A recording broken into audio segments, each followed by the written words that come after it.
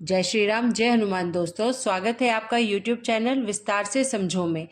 आज हम बात करेंगे कि हनुमान जी को ऐसे कौन से प्रसाद चढ़ाने चाहिए जिससे वह आपके कार्य यथाशीघ्र संपन्न कर दें और आपकी सभी मनोकामनाएं पूर्ण हो जाएं। तो चलिए वीडियो को शुरू करते हैं। लेकिन उससे पहले अगर आपने अभी तक चैनल को सब्सक्राइब नहीं किया है तो चैनल को सब्सक्राइब करें और वीडियो को लाइक करें और वीडियो को अंत तक देखें, जिससे कि आपको आपकी मनोकामना के अनुसार प्रभु को कौन सा भोग लगाना है जिससे वह आपकी मनोकामनाएं यथाशीघ्र पूरी करें। तो चलिए वीडियो शुरू करते हैं। सबसे पहले बात करते हैं पान का प्रसाद। पान का मतलब बीड़ा पान। अपना काम यदि आप हनुमान जी को सौंपना चाहते हैं, जैसे यदि आपके दुश्मन बहुत ज़्यादा है, शत्रु बहुत ज़्यादा बढ़ गए हैं, तो आप दुश्मन से छुटकारा पाना चाहते हैं तो हनुमान जी को पान का प्रसाद चढ़ाना चाहिए। दूसरे नंबर पर बात कर लेते हैं हनुमान जी को प्रिय नारियल के प्रसाद की। नारियल का भोग हनुमान जी को लोग नारियल फोड़कर चढ़ाते हैं, लेकिन कभी भी नारियल फोड़कर हनुमान जी को नहीं चढ़ाना चाहिए। अगर आप नारियल फोड़कर चढ़ाते हैं तो इससे हनुमान जी की कृपा प्राप्त नहीं होती है। हनुमान जी को पूरा नारियल समर्पित करना चाहिए बिना फोड़े हुए। जो साधक हनुमान जी को बिना फोड़े हुए नारियल चढ़ाता है, हनुमान जी महाराज उसके घर पर रक्षक बन करके आते हैं। अब बात करते हैं गुड़ और चने के प्रसाद की।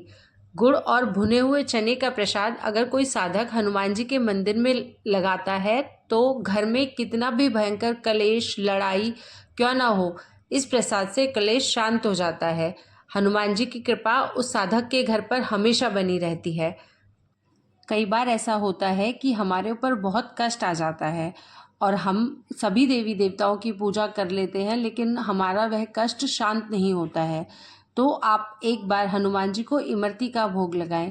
इमरती का प्रसाद चढ़ाने से अगर किसी देव की कृपा नहीं हो रही होती है तो हनुमान जी आप पर कृपा अवश्य करेंगे और आपका कष्ट हर लेंगे। कहते हैं ना कि और देवता चित्त न धरई, हनुमत सेई सर्व सुख करई। मतलब अगर कोई भी देवता नहीं सुन रहे हैं तो हनुमान जी की पूजा करने से आपके सभी कार्य सिद्ध हो जाएंगे। अब बात करते हैं यदि आपका बच्चा गुमसुम रहता हो, बालक या बालिका उदास रहती हो या उसे बहुत ज़्यादा डिप्रेशन हो, उसका मन पढ़ाई में नहीं लगता हो, तो आप प्रतिदिन हनुमान जी को उनका प्रिय भोग चूरमा उसके लड्डू बनाकर अर्थात चूरमे के लड्डू बनाकर हनुमान जी को चढ़ाएं और सीताराम का कीर्तन करके वही प्रसाद बालक अथवा बालिका को खिला दीजिए। वह बालक और बालिका प्रसन्नचित्त रहने लगेंगे। अब आपको बताते हैं कि यदि आपकी कुंडली में मंगल दोष है, कैसा भी मंगल दोष हो, यदि आप हनुमान जी को केसर का भात मतलब चावल जिसमें केसर डाला हुआ हो वह पवित्र भाव से हनुमान जी को भोग लगाते हैं तो आपका मंगल दोष मिट जाता है। सातवें प्रसाद के रूप में आप हनुमान जी महाराज को फल, और फलों में भी केला और सेब, क्योंकि हनुमान जी को फल बहुत प्रिय है।